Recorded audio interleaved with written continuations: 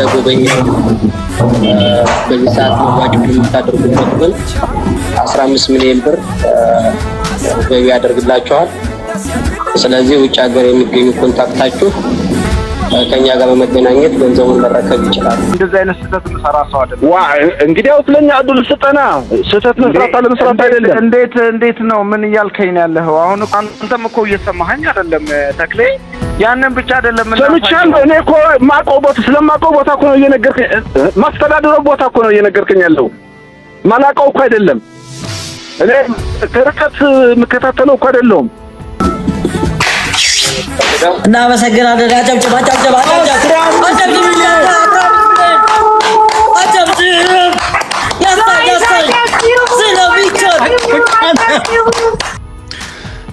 ሰላም ጤና ይስጥልን አድማጮቼ፣ እንዴት ናችሁ? ሁሉ ሰላም ነው ወይ? እንደተለመደው በግራም በቀኝም ትኩሳት አለ፣ ግርግር አለ፣ ብዙ ወሬዎች አሉ። መሽቶ በነጋ ቁጥር አዳዲስ ነገሮችን ነው የምናገኘው። ዛሬም በሶሻል ሚዲያ አየሩ ላይ ምንድነው የተነገረ ያለው፣ ምንድነው በህዝባችን መሀል እየተወራ ያለው የሚለው ወሬ ወደ እናንተ ይዤላችሁ መጥቻለሁ።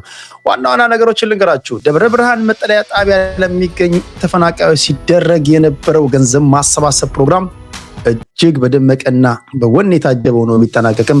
መጨረሻው ግን አላማረም። ለምን? አግማስ ኢትዮጵያ የገንዘብ ማሰባሰቡን ኃላፊነት ወስዶ ሲሰበስብ ከቆየ በኋላ በመጨረሻ ማለትም የገንዘብ ማሰባሰቡ ሂደት ከተጠናቀቀ በኋላ በነጋታው ባወጣው መግለጫ ፖለቲካዊ ንክኪ ካላቸው ሰዎች ቃል የተገቡ ገንዘቦችን አንቀበልም ብሏል በመግለጫው። ይህ መግለጫ ባለሀብቱ ወርቁ አይተነውን የተመለከተ ሲሆን ባለሀብቱ የ15 ሚሊዮን ብር እርዳታ ለመለገስ ቃል ገብተው ነበር። ይሁን እንጂ እንደ አግማስ ኢትዮጵያ የበጎ አድራጎት ድርጅት እምነት ወርቁ ከገዢው ፓርቲ ጋር ቁርሾ ውስጥ የገባ ታጣቂዎችን ደግሞ የሚደግፍ በሚል ገንዘቡን አንቀበልም ብለዋል። ይህ ንግግር አድማጭ ተመልካቹን ለሁለት የከፈለ ነው። የኛ ነገር ሁሉም ነገር ነው ለሁለት የሚከፍለን። ለተጎዱ እርዳታ ለመስጠት ሰው መሆን ብቻ እንጂ ደግሞ ፖለቲካና ሃይማኖት፣ ብሔርና ቀለም ለምን ይታያል ሲሉ የጠየቁ ብዙዎች ሲሆኑ፣ በተቃራኒው ድርጅቱ በመንግስት መዋቅር ውስጥ የሚሰራ እንደመሆኑ መጠን አግማስ ኢትዮጵያ የበጎ አድራጎት ድርጅትን ማለታቸው ነው። ምንም እንኳ ከፖለቲካ ነፃ ነኝ ቢልም ከመንግስት ጋር ተቃራኒ ከሆኑ ኃይሎች ጋር አልነካካም ማለቱ ተገቢ ነው ያሉም አልጠፉም። ምክንያቱም በመንግስት መዋቅር ውስጥ እየሰራ ከመንግስት ጋር ተቃራኒ ከሆኑ ኃይሎች ጋር ንክኪ ካለ መንግስት ኃይሉን ተጠቅሞ እርምጃ ሊወስድብህ ይችላልና የሚሉ ብዙ ድምጾችንም ሰምቻለሁ። ዋናው ቁም ነገሩ እናንተስ ምን ትላላችሁ? ምን ስትሉ ዋላችሁ ነው። ሌላው ማህበራዊ ሚዲያ ላይ ለተራቡት በሚል የሚደረጉ ማናቸውም ገንዘብ ማሰባሰቢያ ተግባራቶች እንዲቆሙ ሲል መንግስት አዟል።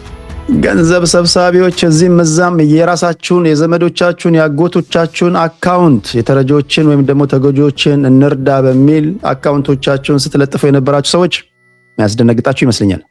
ትክክለኞችን አይመለከትም። በአሁኑ ወቅት በተለያዩ የዲጂታል አማራጮች ፌስቡክ፣ ቲክቶክ እና ሌሎችም በቡድንም ሆነ በተናጠል የሚደረጉ የድጋፍ ማሰባሰብ ዘመቻዎች የአሰራር ስርዓትን የጣሱና ህገወጥ ስለሆኑ በአስቸኳይ ይቁሙ ብሏል መንግስት። ይህ በእንዲህ እንዳለ በፌዴራል መንግስቱና በትግራይ ክልላዊ መንግስት በተፈናቃዮች ዙሪያ እንካ ሰላምታው እንደቀጠለ ነው። መንግስት የተቸገሩትን በበቂ ሁኔታ እየረዳን ባለንበት በዚህ ጊዜ ህገወጡ የህወሓት ቡድን ግን ዜጎች ተራቡ በሚል ድራማ እየሰራብኝ ነው ሲል፣ በትነግ በኩል ወገኖቻችን ይረዱ ብለን በተደጋጋሚ ብንጠይቅም የፌዴራል መንግስቱ ግን ምላሽ ሊሰጠን አልቻለም ሲሉ ወቅሰዋል። የፌዴራል መንግስቱም በኢትዮጵያ አደጋ ስጋት አመራር በኩል እኛ በበቂ ሁኔታ ድጋፍ እያደረግን ነው፣ ከኛ የጎደለ የለም ሲሉ መግለጫ አውጥተዋል። ሁሉንም የምናየው ይሆናል። ቴዲ ሐዋሳ ብላችሁ ዩቲዩብ ቻናል ላይ ከመጣችሁ እነዚህንና ሌሎች ፕሮግራሞችን ታደምጣላችሁ። ፕሮግራሙ መዝናኛና ፖለቲካ ነው። ላይክ፣ ሼር፣ ሰብስክራይብ ማድረግንም እንዳትረሱ። በድጋሚ መልካም ቆይታ።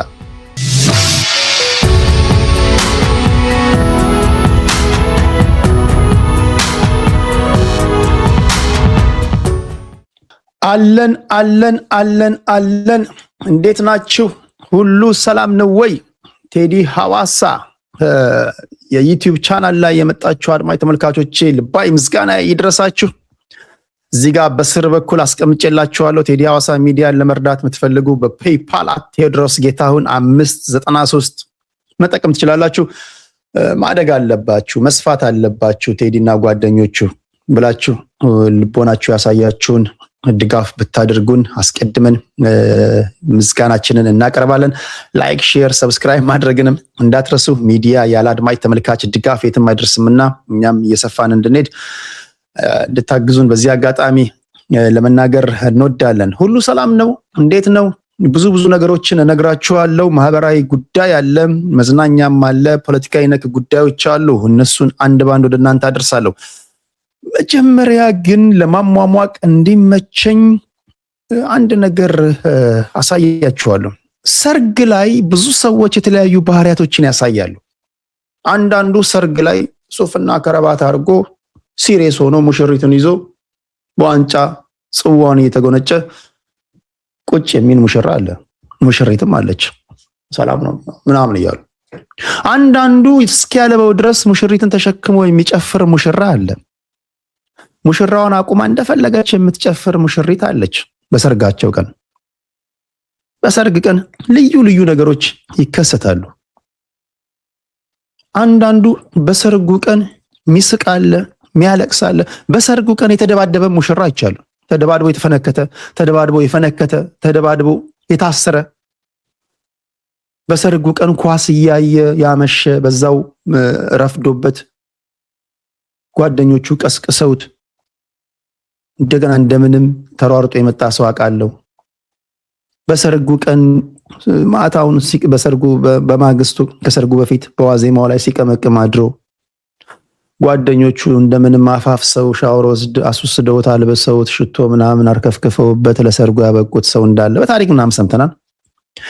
ዛሬ ግን በሶሻል ሚዲያ ሲዟዟር ያየነው አንድ ጉዳይ ትንሽ ያስገርማል። በሀገራችን የእግር ኳስ አፍቃሪዎች ጉዳይ አሳሳቢ ነው።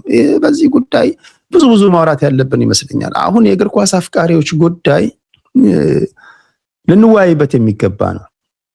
አንዱም የሆነ ቦታ ላይ ስታወራ የሰማሁት አረ ከባሌ ጋር ተኝተን ባሌ በአንድ በኩል እኔ ላይ ተኝቶ በሌላ በኩል ደግሞ በስልኩ የኳስ ዜና ያያል፣ ምን ይሻለኛል ያለችም አለች። አንዳንዶች የባሎቻቸውን ባህሪ ተቀብለው የሚኖሩ አሉ። እሱ እኮ እንዲህ ነው፣ አይ የሱ ነገር፣ አይ የፍቅሬ ነገር ምናምን ይላሉ። አንዳንዶች ደግሞ ሲሪየስ ናቸው። ለእንደዚህ አይነት ነገር ዜሮ ቶለራንስ ነው ያላቸው። አይ ዶንት ኖ እንዴት ያለ ባህሪ እንዳላችሁ አላውቅም። የሚከተለውን ፎቶ ወይም የሚከተለውን ቪዲዮ ላሳያችሁና ፍርዱን እናንተ ትሰጣላችሁ። አንደኛው ሙሽራ በሰርጉ ቀን ይሄን ሲያደርግ ታይቷል።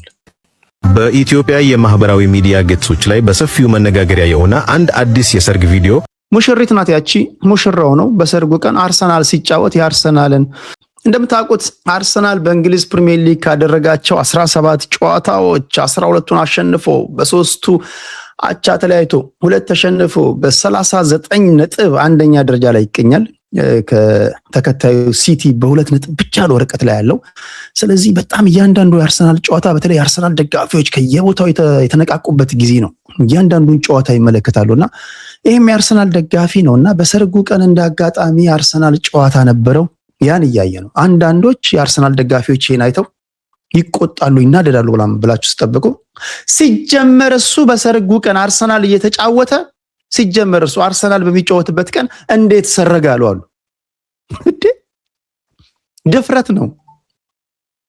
ድፍረት ነው። አርሰናል እየተጫወተ እንዴት የአርሰናል ደጋፊ ሆኖ በዛ ጊዜ ሰርግ ደገሰ የሚሉ አሉ። አንዳንዶች ደግሞ እንዲህ ያለ ጋጥ ወጥነት ሃይ ሊባል ይገባል ያሉ አሉ። ይሄ ዲስሪስፔክት ነው፣ ክብረ ነክ የሆነ ተግባር ነው።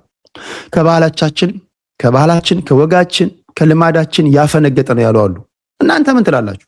እስኪ ላሳያችሁ፣ አድምጡ ዜናውን። በኢትዮጵያ የማህበራዊ ሚዲያ ገጾች ላይ በሰፊው መነጋገሪያ የሆነ አንድ አዲስ የሰርግ ቪዲዮ በዛሬው ዕለት ወጥቷል። በቪዲዮ ላይ አንድ ሙሽራ በራሱ የሰርግ ስነ ስርዓት ላይ ተቀምጦ በስልኩ የእግር ኳስ ጨዋታን በትኩረት ሲከታተል ይታያል። ሙሽራው በጨዋታው ውጤት የተደሰተና የጮኸ ደስታውን ሲገልጽ፣ በአጠገቡ የተቀመጠችው ሙሽራ ግን በሁኔታው ደስተኛ እንዳልሆነች በፊቷ ላይ በግልጽ ይታያል። ሙሽራው ስልኩን ከእጁ ላይ ለመንጠቅ በተደጋጋሚ ብትሞክር እኔ የሚታየኝ ሙሽራዋ የሳቀች ነው። ክርም ሙሽራው ግን ፈቃደኛ ሳይሆን ጨዋታውን መመልከቱን ቀጥሏል። ይህ ክስተት በኢንተርኔት ተጠቃሚዎች ዘንድ እዛ ጋር ራሱ ሚዜዎቹ የሆነ ነገር እያዩ ነው። ሙሽሪትና ሙሽራ እዚህ ጋር ይቀላለዳሉ። ኳሱን ያሳያቸዋል ሚዜ ወንድሞቹ ለጓደኞቹ። እነዚህ ስጠረጥር የአርሰናል ደጋፊዎች ናቸውና የአርሰናል ውጤት ከምን ደረሰ እያሉ ነውና ዘመን ባመጣሽ በስልካቸው እንግዲህ የሰርጉ ታዳሚዎች እዛው አዳራሽ ውስጥ ባሉበት እያዩ ነው። ይሄ ነው በሰፊው መነጋገሪያ የሆነው። የተለያዩ አስተያየቶችን እያስተናገደ ይገኛል። አንዳንዶች ለብት ያለው ፍቅር ከሰርጉ በላይ ሆኖበታል በማለት በግርምት ሲገልጹት፣ ሌሎች ደግሞ በሰርግ ቀን እንዲህ አይነት ድርጊት ሙሽራዋን ማሳዘን ነው በሚል ድርጊቱን ሲተቹት ተስተውሏል። ሙሽራዋ ተናዳለች አልተናደደችም ለማለት ያስቸግራል። ኦቨርኦል ድርጊቱን ከጠየቃችሁ ድርጊቱ በሙሽራው ላይ ሙሽራው ያደረገው ድርጊት ኦቨርኦል ከሰርግ ወጋችን ከባህላችን ከልማዳችን ትክክል አይደለም። ሰርግኛ የምናውቀው አለ። በስነ ስርዓት ነው ሰርግ የሚደረገው። እዛ ጋር የታዳሚዎች አሉ፣ የሙሽሪት ቤተሰቦች አሉ። ከዛ አኳያ ካያችሁት ተገቢ አይደለም። ነገር ግን ፈጠር ብለን ደግሞ ካየን እሷ ካልተቆጣች፣ እሷ ደስተኛ ከሆነች፣ የባሏን ባህሪ ደግሞ ካየች የምታውቀው ከሆነ እና ምንም ካልቆረቆራት የባሌ እኮ ኳስ ይወዳል እኮ እሱ ነገር ምናምን የምትል ከሆነ ብዙም አይቆረቆረኝም። ቢቆረቆረው እሷ ምቾት ነስቷት ከሆነ እንደምታዋት እየሳቀች ነው። ምቾት ነስቷት ከሆነ በጣም ተቆጥታ ምናምን ከሆነ ያደረገው ድርጊት ይሄ ሊገሰጽ ይገባዋል። ሊገሰጽ የሚገባው እረፍ ሊባል የሚገባው ነገር ሊሆን ይችላል። አንዳንዴ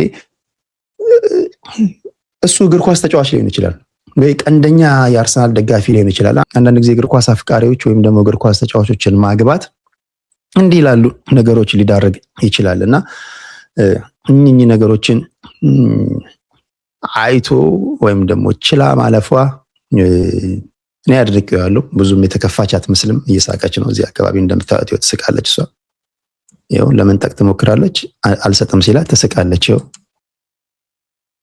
እሷ ምናልባት እግር ኳስ ተጫዋች ልትሆን ትችላለች፣ ኳስ አፍቃሪ ልትሆን ትችላለች።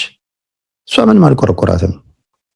የሆነ ሆኖ ግን ይሄ ድርጊት በብዙ ወግ አጥባቂ ኢትዮጵያውያን ዘንድ መከራከሪያ ሆኗል። አንዳንዶች ኖ እንዲህ ያለ ነገር ይሄ እንዲህ ያለ የጨምላቃ ተግባር ምን ሲደረግ በኔ ሰርግ ላይ ይሆናል?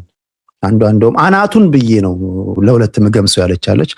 አንዳንዱ ደግሞ ይሄ ክብረነክ የሆነ ተግባር ነው፣ በፍጹም እሱ አለመብሰሉን የሚያሳይ ነው ያሉ አሉ። አንዳንዱ ደግሞ ይመቻቸው ምናምን ብለዋል። ብዙ እናንተም እንደምትሉ አላቅም። የተለያዩ ሀሳቦች ግን ሲንሸራሸሩ ነበረ። ይሄን ካያችሁ በኋላ እናንተ በያላችሁበት ሆናችሁ እንግዲህ ተወያዩበትና ወይም ደግሞ በኮሜንት አስቀምጡልኝ ድርጊቱን እንዴት አያችሁት? የአርሰናል ደጋፊዎች ምን እንደምትሉ ይታወቃል። እግር ኳስ አፍቃሪዎች ምን እንደምትሉ ይታወቃል። ከዛ በመለስ ያላችሁ በኮሜንት ላይ አስቀምጡልኝ፣ እዛ አነበዋለሁ። ይመቻችሁ። ከመሸጋገሪያ ሙዚቃ በኋላ ወደ ዋና ከመሸጋገሪያ ሙዚቃ በኋላ አስቀድሜ ወደ ነገርኳችሁ ጉዳዮች እመጣለሁ። በያላችሁበት በድጋሚ መልካም ቆይታ።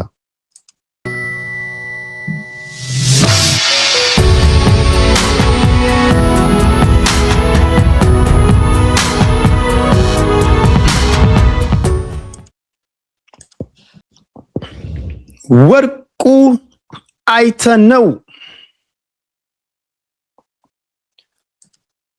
ምስጋና ከታላቅ ሁሉም ነገር የሚጀምረው ከዚህ ነው። ደብረ ብርሃን ላይ ተፈናቅለው መጠለያ ካምፕስ ለሚገኙ ወገኖቻችን የገቢ ማሰባሰቢያ እየተደረገ ነበር። ቲክቶክ ላይ የምታያቸው ቲክቶከሮች ናቸው። እዚህ ጋር የምታዩት ቲክቶክ ላይቭ የገባው ወይም ደግሞ በቲክቶክ ቋንቋ አጠራር ቤቱን የከፈተው ታኩር ይባላል።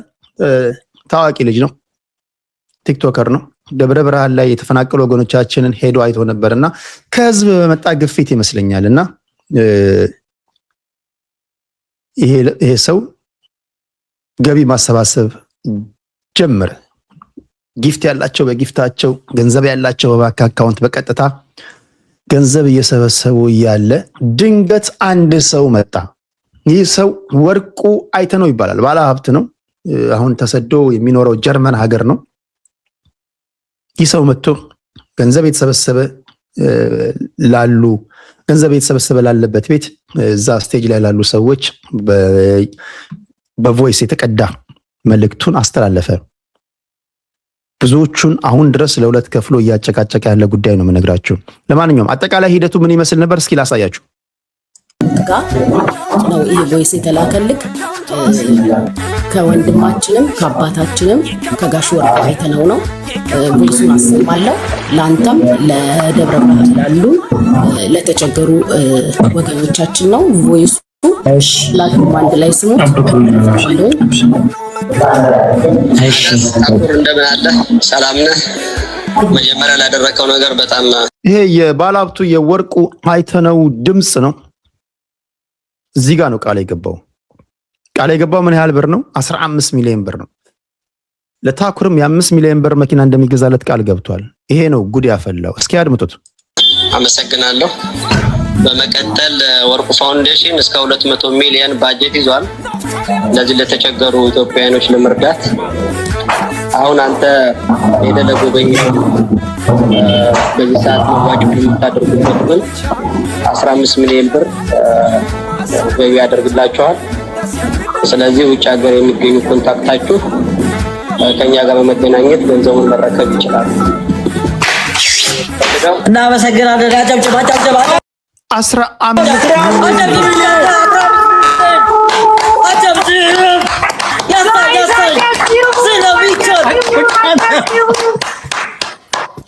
በጣም ተደሰቱ፣ አጨበጨቡ። ወርቁ አይተነው በወጣ ይተካሉ። በእርግጥ ባለሀብቱ ለተቸገሩ ለመርዳት በየአመቱ ፋውንዴሽን አለው። ወርቁ ፋውንዴሽን 200 ሚሊዮን ብር ለሚቸገሩ ወይም ደግሞ ለተቸገሩ ወገኖች በሚል እንደ ፈንድ እንደያዘ ሰምታችኋል። ከዛ ውስጥ ነው 15 ሚሊዮን ብር የሰጠው። በዛም ብቻ አልበቃም፣ የሚከተሉን ብሏል። ወይኔ ስለሚቻል አልጨረስኩም። አንድ ጊዜ እንጨርሰው እንዳለ ነው የምናቋቁመው ሁሉንም። እሺ ያንተም ሰርፕራይዝ ስላለ አንድ ላይ እንስማው። እሺ ራሱ አሳከኝ። ማን ነው? ቀጥል ፈልገው ሀገር የሚገኙ ኮንታክታችሁ ከኛ ጋር በመገናኘት ዘውን መረከብ ይችላል። ይሄንን ነው የምፈልገው። አንተም በተመለከተ ግን ድርጅቱ የ5 ሚሊዮን ብር መኪና ለግልህ ሸልሟል። የ5 ሚሊዮን ብር መኪና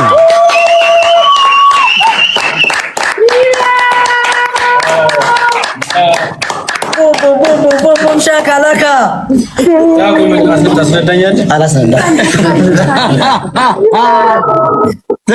አረ በቃ ከዚህ በላይ ለድርጅታችን ያደረገልን ነገር ለአግማሽ ኢትዮጵያ ያደረገልን ነገር በጣም ታሪክ የማይረሳው ነገር ነው። አቋቁመን ነው ይሄን ነገር የምናሳየው። አቋቁመን ማህበረሰባችንን አቋቁመን ነው እናንተ የምናሳያችሁ። በጣም ነው የምናመሰግነው። ወዳይ እኔ ልቤ እየመታ ነው። ማርያምን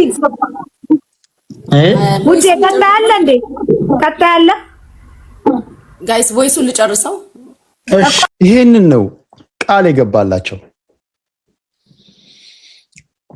ይሄንን ቃል ገባላቸው። ወርቁ አይተነው በመንግስት የሚፈለግ ባለሀብት ነው። ከመንግስት ጋር በገባው አለመግባባት አገሩን ለቆ የተሰደደ ባለሀብት ነው። በአመት ከያዘው 200 ሚሊዮን ብር የተቸገሩትን ለመርዳት ከዚህ ውስጥ 15 ሚሊዮን ብር ተፈናቅለው ከወለጋ አካባቢ ተፈናቅለው ከኦሮሚያ ክልል ተፈናቅለው ወለጋ አካባቢ ነው የተፈናቀሉት። ዜናውን በተደጋጋሚ ጽፌላችኋለሁ። በነገራችን ላይ የደብረ ብርሃን ተፈናቃዮች በጣም የሚያሳዝን ህይወት እየገፉ ካሉ ተፈናቃዮች መካከል አንደኞቹ ናቸው። በተደጋጋሚ ብዙ ዜና ጽፈንላችኋል። በዚህ ጉዳይ ላይ ብዙ ውይይቶችን አካሂጃለሁ። ከወለጋ ተፈናቀሉ፣ ወደ ደብረ ብርሃን ሄዱ። ደብረ ብርሃን ሄደው በነበረበት ሰዓት የሀገር ሽማግሌው የተሰበሰቡና ኑ ችግር የለም እኛ ኃላፊነት ወስደን ወደ ቀያችሁ እንድትሰፍሩ እናደርጋለን፣ ወደ ሰላማዊ ህይወታችሁ ተመለሱ አሏቸው። እሺ ብለው አምነው ተመለሱ። ሲመለሱ ቀድሞ ከነበረው የባሰ ሁኔታ ጠበቃቸው። ላስቲክ ቤት ውስጥ አስቀመጧቸው። ድጋሚ ግድያውና ድብደባው ሲበዛባቸው ተመልሰው መጡ። እነዚህ ተፈናቃዮች ናቸው። ታኩር የሚባለው ልጅ ሄዶ ከጎበኛቸው በኋላ የገቢ ማሰባሰቢያ ያደረገው። በዚህ የገቢ ማሰባሰቢያ ላይ ነው ወርቁ አይተነው 15 ሚሊዮን ብር የሰጠው። ይሄ የገቢ ማሰባሰቢያም ሲደረግ እንዲሁ እንደተለመደው ብዙ ክፍፍሎች የነበሩበት ነው። አንዳንዶች ምንድነው ጸጽ መፈናቀያ የስደተኞች መጠለያ ካምፕ ውስጥ ያሉ የትግራይ ተወላጆች ለነሱ ገቢ ማሰባሰቢያ በሚደረግበት ሰዓት እናንተ ለምንድን ነው ይሄን የጀመራችሁት በሚል ከትግራይ አክቲቪስቶች ጋር እንደዚሁ የአማራ አክቲቪስቶችን ከሰላምታ ሲገቡ አይቼ ነበረ። የሆነው ነው ለህጸጽ እና አዶናይ ሰበሰቡ፣ ለደብረ ብርሃን እነ ታኩር ሲሰበስቡ 15 ሚሊዮን ብር ወርቁ አይተነው ሰጠ። በማግስቱ አንድ መግለጫ ወጣ። ጋዜጣዊ መግለጫው አግማስ ኢትዮጵያ የበጎ አድራጎት ድርጅት ከተሰኘ ነው። ፈንድሬዝ ሲያደርግ የነበረው ይሄ አግማስ ኢትዮጵያ ጋር በመተባበር ነው። ይሄ መግለጫ እንዲህ ይላል። አግማስ ኢትዮጵያ የበጎ አድራጎት ድርጅት ከኢፌድሪ ሲቪክ ማህበረሰብ ድርጅቶች ባለስልጣን ፍቃድ ወስዶ መንቀሳቀስ ከጀመረ 4 ዓመታትን አስቆጥሯል። በእነዚህ ዓመታት ውስጥ በርካታ በጎ ተግባራትን የፈጸመና የመንግስት አጋዥም ሆኖ የቆየ ድርጅት ነው።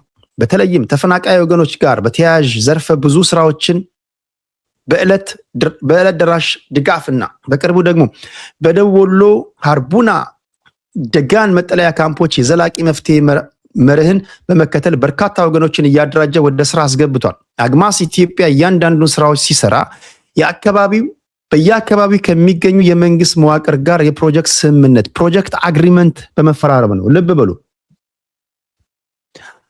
አግማስ ኢትዮጵያ እያንዳንዱን ስራዎቹን ሲሰራ በየአካባቢው ከሚገኙ የመንግስት መዋቅር ጋር የፕሮጀክት ስምምነት ፕሮጀክት አግሪመንት በመፈራረም ነው ይላል።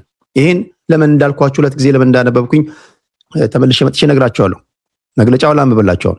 ከክልልም ይሁን ከፌደራል መንግስት በሚቀመጡ አቅጣጫዎች መሰረት እየሰራ የቆየ ሲሆን በአቅጣጫዎች የክልልም ይሁን የፌደራል መንግስት በሚያስቀምጠው አቅጣጫ እየተመራን ስራዎችን እየሰራን የቆየንን። በዚህም ድርጅታችን ከተለያዩ የዞን ሴክተር መስሪያ ቤቶች የእውቅና የምስጋና ሰርቲፊኬቶችን ተቀብሏል። በአጭሩ ከገዢው ፓርቲ ወይም ደግሞ ገዢው ፓርቲ ባስቀመጠው መዋቅር ውስጥ የሚንቀሳቀስ ኤንጂኦ ነው ወይም ደግሞ የበጎ አድራጎት ድርጅት ነው። አግማስ ኢትዮጵያ ይህንን በጎ ተግባር ወገኖችን በዘላቂነት ወደ ስራ የማስገባት እንቅስቃሴውን ለመደገፍ ያለመ የቀጥታ ስርጭት ኦንላይን የድጋፍ ማሰባሰቢያ ፕሮግራም ላለፉት 6 ቀናት ያደረገ ሲሆን በዚህ ፕሮግራም ላይ አንዳንድ ከድርጅታችን መርህ ጋር አብረው የማይሄዱ አካሄዶችን አይተናል። ድርጅታችን ከፖለቲካ ከዘርና ከሃይማኖት የጸዳና ገለልተኛ ሆኖ የሚሰራ በመሆኑ ምንም አይነት የፖለቲካም ይሁን ሌላ ዓላማ ካለው ግለሰብም ይሁን ድርጅት ጋር ድጋፍን የማይቀበል መሆኑንም ለማረጋገጥ እንወዳለን። በዚህ መሰረት እንዲህ አይነት አመለካከት ያላቸው ጉዳዮችን ከድርጅታችን ጋር ምንም አይነት ግንኙነት እንደሌላቸው በማረጋገጥ የድጋፍ ማሰባሰቢያ መርህ ግብራችንን በይፋ ማጠናቀቅና መዝጋታችንን እናሳስባለን አሉ። ይሄ ብቻ አይደለም። ከወርቁ አይተነው ከባለሀብቱ ወርቁ አይተነው ቃል የተገባውን 15 ሚሊዮን ብርም እንደማይቀበሉ አስታወቁ። አሁን ይሄ ለሁለት የከፈለ ነው። አድማጭ ተመልካቾችን አስቀድሜ እንዳነበብኩላችሁ አግማስ ኢትዮጵያ ገዢው ፓርቲ የክልልም ይሁን የፌደራል መንግስት ሰዎች በሚያስቀምጡት አቅጣጫ እየተመራን በጎ አድራጎት ስራዎችን የምንሰራ ነን ገቨርንመንታል ወይም ደግሞ መንግስታዊ ያልሆነን ተቋማቶች ነን አሉ። እንዲህ ከሆኑ ከመንግስት ጋር አጌንስት ይሁን ወይም ደግሞ ከመንግስት ጋር ተጻራሪ የሆኑ ግለሰቦችና ድርጅቶች የሚያስቀምጡላቸውን አቅጣጫዎች አይቀበሉም ማለት ነው። ኦኬ፣ ይሄ ያስማማል። በግልጽ ተናግረዋል። አሁን ጥያቄው ወገኖቻችን ተፈናቀሉ ከተባለ ከባለ ሀብቶችም ይሁን ከድርጅቶች ገንዘብ ልገሳ ካለ ምን ያገናኘዋል? አልቀበልም ማለት ወርቁ አይተነው ለምሳሌ ለተፈናቀሉ ወገኖች 15 ሚሊዮን ብር ሰጠሁኝ አለ። አግማስ ኢትዮጵያ ለምንድን ነው ያልተቀበለው? አንዳንዶች አሁንም ለሁለት ይከፈላሉ። እንዴ ምንድነው መታወራ? ወርቁ አይተነው በተለያዩ ጊዜያቶች ታጣቂዎችን እንደሚደግፍ የተናገረ ሰው ነው። ታጣቂዎች ጋር ንክኪ ያለው ሰው ነው። ስለዚህ በአንድም ወይ በሌላ መንገድ ከመንግስት ጋር ተጻራሪ የሆነ ግለሰብ ስለሆነ አግማሶች ባስቀመጡት መተዳደሪያ ደንባቸው ላይ ወይም ደግሞ በመግለጫቸው እንደነገሩን የወርቁ አይተነውን ድጋፍም ሆነ ከሱ ጋር ንክኪ ያለውን ነገር አናደርግም ማለታቸው ተገቢ ነው ይላሉ። አንዳንዶች ደግሞ ምንድነው ለእርዳታ ደግሞ ብሔር፣ ዘር፣ ቀለም፣ ሃይማኖት፣ የፖለቲካ ሐሳብ ምን ያስፈልጋል? ለምሳሌ ለደብረ ብርሃን ተፈናቃዮች የኦነግ አባላቶች ተሰብስበው መዋጮ ሊሰጡ ይችላሉ። የሰማያዊ ፓርቲ ሰዎች ሊሰጡ ይችላሉ። ህወሓት ሊሰጥ ይችላል። ህወሓት አሁን ባለው ሁኔታ ከገዢው ፓርቲ ጋር ተጻራሪ ነው ብዬ ወስጄ ነው። ሰማያዊ ፓርቲ፣ ኢዜማ ምናምን ሊሰጡ ይችላሉ። ምን ያገናኘዋል? ከሀገር ውጭ ያሉ ኢትዮጵያውያን ሊሰጡ ይችላሉ። ዋናው ለተፈናቃይ ወገኖቻችን ይድረስ እንጂ ዋናው ገንዘቡ ለሌላ ዓላማ አይዋል እንጂ አልቀበልም ማለትን ምን አመጣ ያሉ አሉ። በእኔ እምነት ትርጉም የሚሰጥ ነገር ነው።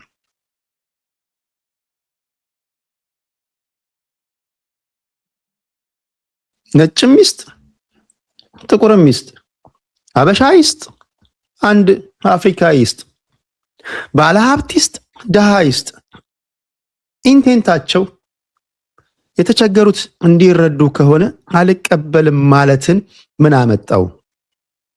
ይሄ እኮ ለተቸገሩት ለወገን ደራሽ ወገን ነው ይባል የለ እንዴ? ወርቁ ምንም እንኳን በሐሳብ ከገዢው ፓርቲ ጋር ሳይስማማ ከሀገር የወጣ ሰው ቢሆንም ገንዘቡን ግን ለተቸገሩት ብሎ ከሰጠ ለምንድን ነው የማትቀበሉት? ይሄ ትንሽ መስመሩን ያለፈ ነው ሲሉ የተቹ ሰዎች አሉ። ለተወሰነ መንገድ እኔም ያስማማኛል። ብትቀበሉና ለተቸገሩ ወገኖች ማድረስ ብትችሉ ምንም የሚያገናኘው ነገር የለም። አድራሽ እናንተ ናችሁ፣ ሰጪ ወርቁ አይተነው ነው። ገንዘቡን ወስዳችሁ ለተቸገሩ ሰዎች ለምንድን ነው የማሰጡት? እናንተ የምታደርሱት ለተቸገሩት ነው አይደል? ለተቸገሩት ገንዘብ እንሰብስብ ብላችሁ ነው። ለተቸገሩት እንሰብስብ ብላችሁ ከሆነ የወርቁን ገንዘብ ተቀብላችሁ አስቀድማችሁ በነገራችሁን መንገድ የፌዴራልም ሆነ የክልል መንግስታት ባስቀመጡት መዋቅር ውስጥም አልፋችሁ ለተቸገሩት ለምን አድርሱ? አልቀበልም ምን አመጣው ነው? የወርቁ አይተነው ገንዘብ መንግስት ባስቀመጠው ወይም ደግሞ የፌዴራል መንግስትም የክልል ሰዎችን ባስቀመጡት መዋቅር ውስጥ አልፍም እምቢ ይላል፣ ግትር ይላል። ገንዘቡን እናንተ ናችሁ የምትቀበሉትና ያን አለማድረጋችሁ ትንሽ ብስለት የጎደለው ነገር እንደሆነ ታይቶኛል። ይሄን ለማለት ያ ነው። በተረፈ ግን ሰዎች የተለያዩ ሀሳቦችን ሲያንሸራሽሩ ሰምቻለሁ። በዋነኛነት አግማሶች ይሄን አንቀበልም ያሉት በዚህ ነው። እናንተ ምን ትላላችሁ ነው ዋናው ቁም ነገሩ። እናንተስ ይሄን ጉዳይ ስትሰሙ ምን ተሰማችሁ? ሀሳብ አስተያየቶቻችሁን ኮመንት ላይ አስቀምጡልኝ። ከመሸጋገሪያ ሙዚቃ በኋላ ሌሎች ወሬዎችን ይዤ እመጣለሁ። በያላችሁበት መልካም ቆይታ።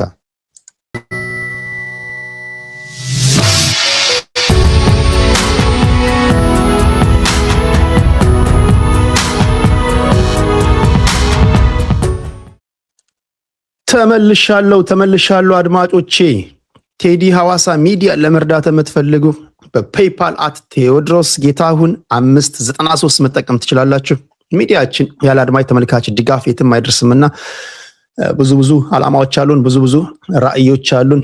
እናንተ የጀርባ አጥንቶቻችን አድማጭ ተመልካቾቻችን ደግሞ ድጋፋችሁን እንድታደርጉልን በዚህ አጋጣሚ ለመጠየቅ እንወዳለን። አልጀዚራም፣ ቢቢሲም፣ ሲኤንኤን፣ ፎክስም ሁሉም በአድማጭ ተመልካች ድጋፍ ነው ያሉትና ማህበረሰብ ውስጥ የሚርመሰመሰው ትንሹ ቴዲም ደግሞ የእናንተን ድጋፍ ለሚዲያው በእጅጉ ይሻል። የሚንቀው ምንም አይነት ድጋፍ የለም። ከላይክ ሼር ሰብስክራይብ ጀምሮና ያን እንድታደርጉ ነው እያደረጋችሁ ላላችሁ ልባዊ ምስጋናዬ ይድረሳችሁ።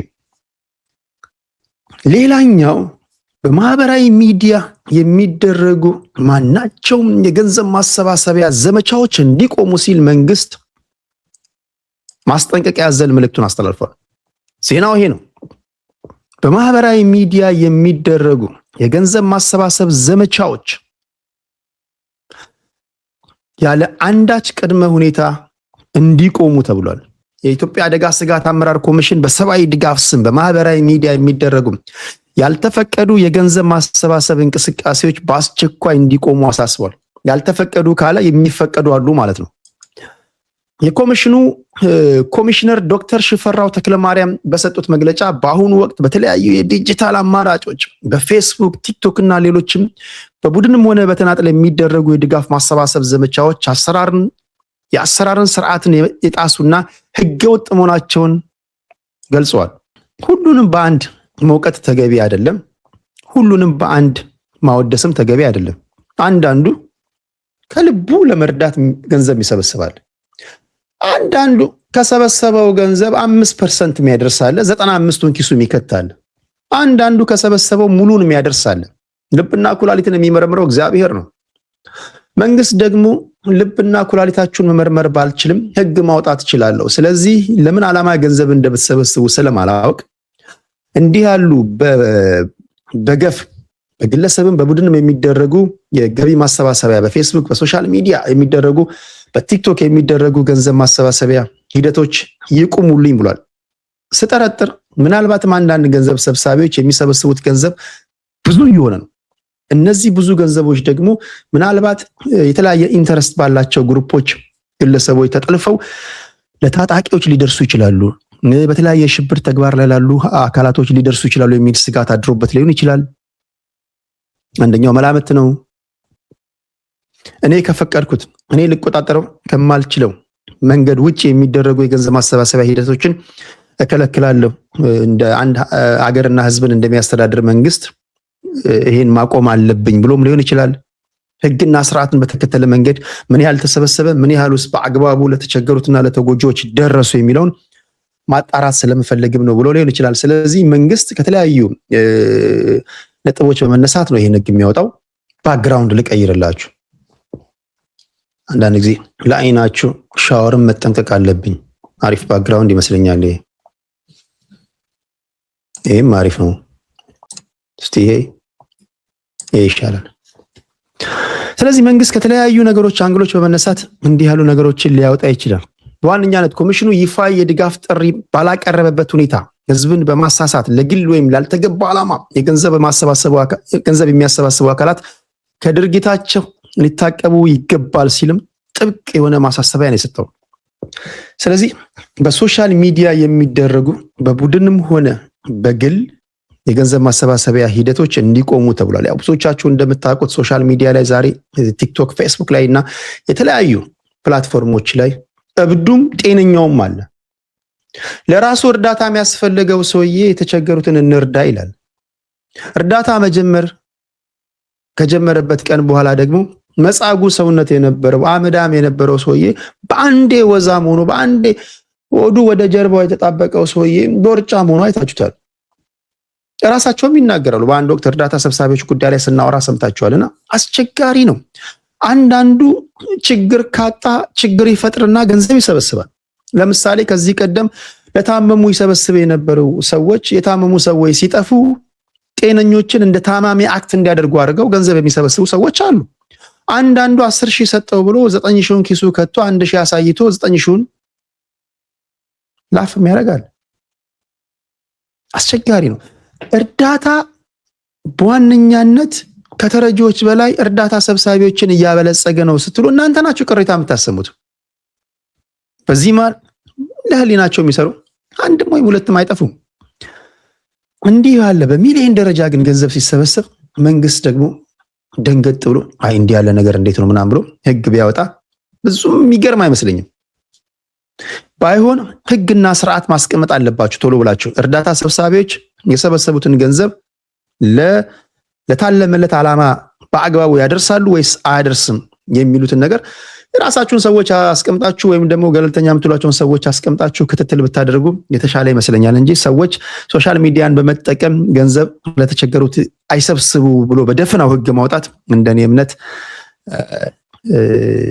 ተገቢ አይመስለኝም። እኛ ስንተጋገዝ ስንረዳዳ ያለንን ስንዋዋስ የኖርን ማህበረሰቦች እንደመሆናችን መጠን በተለይ እንዲህ ያሉ ነገሮች በትክክለኛ ድጋፍ ለሚያስፈልጋቸው ወገኖች ጉዳት ላይ ደርሱ ስለሚችሉ ቢታሰብበት ለማለት ያህል ነው። ወይም ደግሞ በቶሎ እውቅና ስጧቸውና እርዳታ ለሚሰበስቡ ሰዎች ቼክ ኤንድ ባላንስ ባለበት መንገድ እንዲሰበስቡና የሰበሰቡትን በአግባቡ ዴሊቨር እንዲያደርጉ የምታደርጉበት ሜካኒዝም ካለ እሱን ተግባራዊ ብታደርጉ ለማለት ያህል ነው እንጂ በደፈናው አቁሙ ማለት ትንሽ የሚከብድ ይመስለኛል ለማለት ያህል ነው።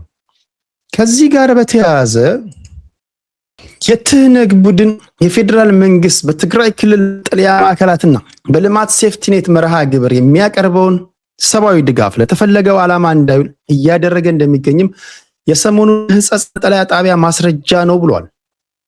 እሱ ብቻ አይደለም። እዚህ በተለይ ህጻጽ የመጠለያ ካምፕስ ካሉ ወገኖቻችን ጋር በተያያዘ ብዙ ሴራዎች ብዙ ትንታኔዎችን እየሰማን ነው። አንዳንዶች ቲፒኤልኤፎች ሆን ብሎ ፖለቲካ እየሰሩባቸው ነው ሲሉ፣ አንዳንዶች ደግሞ የለም የፌዴራል መንግስቱ ድጋፍ እያደረጉላቸው አይደለም ይላሉ። ከዚህ ጋር በተያያዘ የአይዲፒኤስ ሰዎች ከቲፒኤልኤፍ ተወካይ ጋር ያደረጉት የድምጽ ጅም እንደዚሁ ወጥቶ ዛሬ ቲክቶክ ላይ ሶሻል ሚዲያ ላይ መነጋገሪያ ሆኗል። ይሄ የድምጽ ቅጂ የአይዲፒኤስ ወይም ደግሞ ኢንተርናሊ ዲስፕሌስድ የሆኑ ሰዎችን የሚከታተሉ አካላት ተወካይ ያደረገው ምንድነው?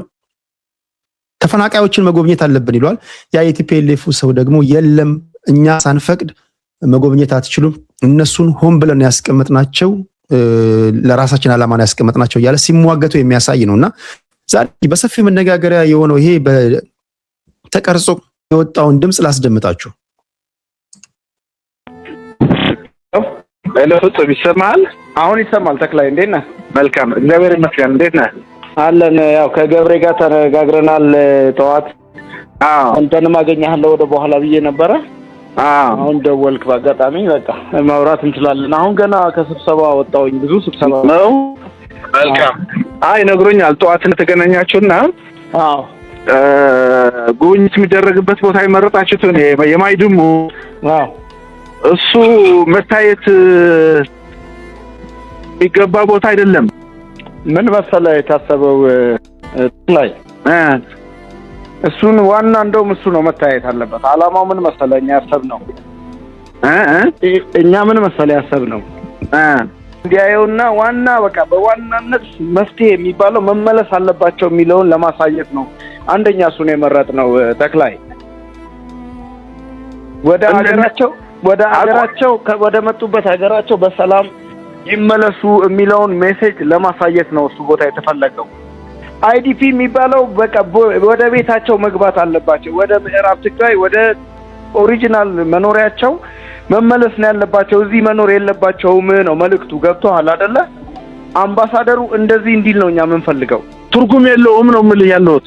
እንዴ ኧረ ተክሌ አሁን እኔ እንደዚህ አይነት ስህተት የምሰራ ሰው ነኝ እንዴ? እኔ አልኩህ እንግዲያውስ ብንቀጥሩ ነው አይደለም። አዳምጠኝ። አሁን ተክሌ አሁን የምትለኝን ነገር እኔ በደንብ አንደርስታንድ አደርጋለሁ። እኔ ደግሞ የምልህ እኔ ብቻ ሳልሆን እኔ የሂውማኒቴሪያን ቲም ስንሰራ እንደዚህ አይነት ተራ ስህተት የምንሰራ ሰዎች አይደለም። እድሉ ለእኛ ብትሰጡን የተሻለ ይሆናል። ፍጹም ትርጉም የለውም። ሼልተር ልናሳየው አይደለም እንሄደው። ተክሌ አንደርስታንድ አድርገኝ። እኔ እንደዚህ አይነት ስህተት የምሰራ ሰው አይደለም። እንግዲያው ስለኛ እድል ስጠና ስህተት መስራት አለመስራት አይደለም። እንዴት ነው? ምን እያልከኝ ነው ያለኸው? አሁን አንተም እኮ እየሰማኸኝ አይደለም ተክሌ? ያንን ብቻ አይደለም ሰምቻለሁ። እኔ እኮ ስለማውቀው ቦታ እኮ ነው እየነገርከኝ። ማስተዳደረው ቦታ እኮ ነው እየነገርከኝ ያለው። ማላውቀው እኮ አይደለም። እኔ ከርቀት የምከታተለው እኮ አይደለሁም። አይ ነው ተክሌ እንዴ ማስራህ ነው በደንብ ታውቀዋለህ። ታዲያ ያለው ቁጥር ጭምር ልነግርህ እችላለሁ። ፍረስዋት ይሁን ሌላኛው አይዲፒ ያለበት ቦታ ይሁን እንዳልከው ማይዱም 19 እኔ እኮ ሂውማኒቴሪያን ነኝ ተክሌ። እኔ ነገርኩህ እኮ። ታዲያ ወደ ሸልተር መውሰድ ምን ተክሌ? አትንገረኛ። ስራዬን እኮ እየነገርከኝ ነው እንዴ? የምሰራውን ማቅሰው ነኝ እኮ እንዴ ተክሌ ተው እንጂ። አሁን እኔ ልክ እንደምንም ኢግኖራንት እንደሆነ ሰው አታናግረኝ። አሁን እኮ እኔ መንገድ ላይ ነኝ ያለሁት እያልኩ ያለሁትም አድምጠኝ ፍጹም። አንደኛ ነገር የጋራ ውይይትም አለን አልኩ። ደብረጽዮንም እየመጣ ነው፣ አማኑኤልም እየመጣ ነው፣ ሌሎችም ተጨምረን እየመጣን ነው ያለነው። ከሱ ጋር ውይይት አለን። እኔ አንተ ይኸውልህ ያልገባህን ነገር በአካል ስመጣ አስረዳሃለሁ። እንግዲያው እኛ እንምረጠው ቦታውን። መልካም ተረድቻለሁ። ካልሆነ በራሳችን አዳምጠኝ። ከሁመራ እስከ አብዱራፊ፣ ከሽሬ እስከ ዛላምበሳ፣ አዲግራት፣ አድዋ፣ አብያ አዲ በለው እያንዳንዷን አይዲፒ ማፕ ያደረኩት እኔ ነኝ። እማላቃት አንዲት ዲቴይል የለችም ስለ ትግራይ። በዚህ አልስማማም። ነገም አልስማማም።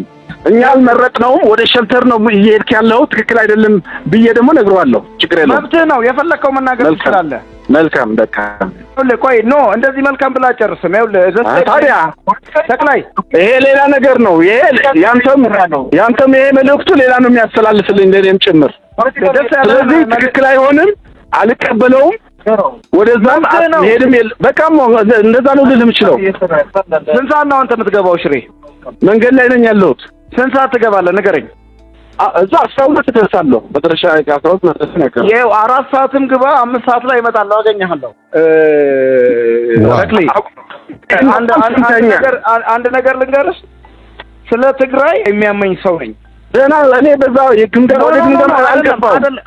ወደ ግምገማ አልገባም። ፍጹም ኖ አይደለም። አንድ ነገር የግምገማ ጉዳይ የለኝም።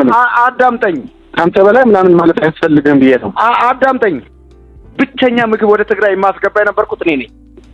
ስለ ትግራይ ያመኛል። ስለዚህ ይኸውልህ ተክሌ እምነግርህን የምትሰማኝ ከሆነ እንደ ወንድ ነው የምነግርህ። የእኛን ስትራቴጂ እናውቀዋለን እኛ ምን እንደምንሰራ።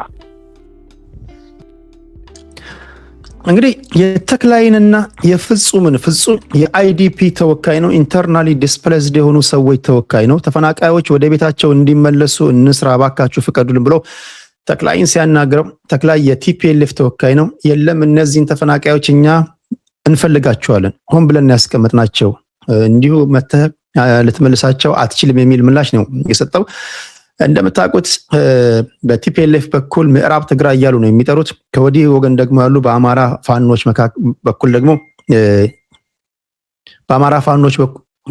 ፋኖች በኩል ደግሞ የወልቃይት ጠገዴ እየተባሉ ነው የሚጠሩት። በሰሜኑ ጦርነት የፈጠረው ነው ይሄ የተፈናቃዮች ቡድን። እነዚህ ሰዎች ወደ ቀያቸው እንዲመለሱ እንፈልጋለን። ሲመለሱ ደግሞ ህዋትን ይዘው ታጣቂዎችን ይዘው ወደ ቀድሞ ወደ ነበሩበት ቦታ እንዲመለሱ ነው የምንፈልገው የሚል ትልቅ መከራከሪያ አለ። የፌዴራል መንግስቱ በዚህ መሃል እዛው በተፈናቀሉበት በመጠለያ ካምፕ ውስጥ ሆነው ተገቢውን እርዳታ እያደረኩላቸው ነው። ነገር ግን የህዋት ቡድን የሚላከውን ሰብአዊ ድጋፍ ለተፈለገው ዓላማ እንዳይውል እያደረገ ይገኛል። ከሰሞኑ የህጻጽ መጠለያ ጣቢያ ማስረጃ ነው ሲሉ በሽፈራው ተክለማርያም በኩል በዶክተር ሽፈራው ተክለማርያም በኩል መግለጫ ያወጡት። የህወሓት ቡድን ህዝብን በረሃብ በመቅጣት ለፖለቲካ መሳሪያነት የመጠቀም ተግባሩን ዳግም በትግራይ ህዝብ ላይ ያሳየ ነው። የኢትዮጵያ አደጋ ስጋት አመራር ኮሚሽን አቶ ዶክተር ሽፈራው ተክለማርያም ናቸው ይሄን ያሉት። ማህበራዊ ሚዲያዎችን ይጠቀማሉ፣ የተለያዩ ነገሮችን እየተጠቀሙ ፖለቲካ እየሰሩ ነው እንጂ እኛ ያጎደልንባቸው ነገር የለም፣ ድጋፍ እየሰጠናቸው ነው፣ እርዳታ እያደረግን ነው አሉ። ይሁን እንጂ ለነሱ ፌር መሆን ስላለብን የጊዜያዊ አስተዳደሩ የትግራይ ክልል ጊዜያዊ አስተዳደር ከፌዴራል መንግስት ጋር የሚጣረስ መግለጫ አውጥተዋል። ምንድን ያሉት ላንብብላችሁ።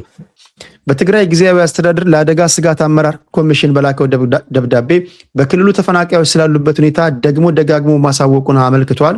ከፌዴራል ለድጋፍና ክትትል ወደ ክልላችን በየጊዜው የሚመጡ ቡድኖች በአካል ተገኝተው እያዩትና እየተረዱት የቆዩትን ጉዳይ ሆኖ ሳለ በተጨማሪ የአደጋ ስጋት አመራር ኮሚሽን የክልልና የፌዴራል መንግስታዊ ተቋማትና ዩኒቨርሲቲዎች በክልሉ የሚገኙ መንግስታዊ ያልሆኑ ተቋማት ሁማኒታሪያን ኤጀንሲስ በጋራ በመሆን የተጠናውን የ2024 መልቲ ሴክተራል መኸር ሲዝናል አሳስመንት በክልሉ አጥንተን በመረጋገጡ የተለያዩ ድጋፎች እንዲደረጉልን ብንጠይቅም ግን ከፌዴራል መንግስቱ ጆሮ ዳባ ለበስ ተብለናል ነው የሚሉት። በተለያዩ ወቅቶች በሚደረጉ ግንኙነቶች በደብዳቤ፣ በሪፖርት፣ በስልክ፣ በቨርቹዋል ሚቲንግስ በአካል በመገኘትም ጭምር በክልላችን ባሉት የክላስተርና የኢሲሲ አደረጃጀቶች ያሉብንን ችግሮች እያስረዳን የመጣን መሆናችን ይታወቃል። ነገር ግን ተገቢውን ድጋፍ ከፌዴራል መንግስቱ ያለማግኘታችን አስቆጥቶናል ብሏል። ከዚህ ጋር በተያያዘ ህጻጽ የተፈናቃዮች መጠለያ ካምፕ ውስጥ የደረሰውን ረሃብና በሽታ አስመልክቶ ቲፒኤልኤፎች በማግስቱ ትግስታችን አልቋል ሲሉ መግለጫ ማውጣታቸውን ከዚህ ቀደም በነበረው ፕሮግራሜ ወደ እናንተ ማድረሴ የሚታወቅ ነው። አሁን በፌዴራል መንግስቱና በትግራይ ጊዜያዊ አስተዳደር በኩል ይላሉ አንዳንድ ሰዎች፣ አንዳንዶች ደግሞ የትግራይ ክልል ጊዜያዊ አስተዳደሩን ከጀርባ ሆነው የሚዘውሩት የነ ደብረጽዮን ገብረ ሚካኤል የነ ፈትለወርቅ ገብረ እግዚአብሔር ቲፒኤልኤፍ ነው። እንዲሁም ደግሞ የጦር ጀነራሎች ናቸው እንጂ ሌተናል ጀነራል ታደሰ ወረደ ያን ያህልም አቅምም ኃይልም የላቸውም።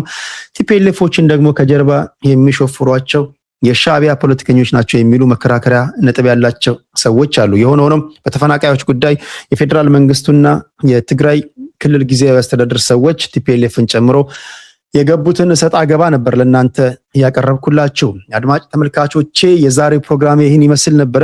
ከመዝናኛና ከማህበራዊ ጉዳይ እንዲሁም ፖለቲካዊ ነክ ጉዳዮችን ወደ እናንተ አድርሻለሁ።